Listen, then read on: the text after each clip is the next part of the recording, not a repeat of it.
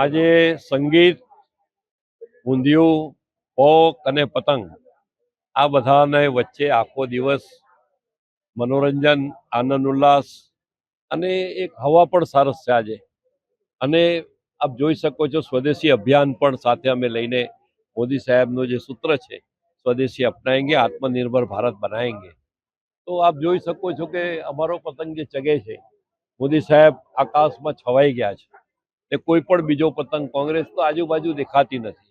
તો આ પ્રકારનો ખૂબ જ આનંદ ઉલ્લાસપૂર્વકનું વાતાવરણ છે. સ્વદેશી વિકસિત ભારતનો એક પ્રથમ પ્રાથમિક અનિવાર્યતા છે. વિકસિત ભારત બનાવવું હશે તો સ્વદેશી અપનાવવું પડશે. સ્વદેશી અપનાવીશું તો આપણે આત્મનિર્ભર ભારત બનાવીશું.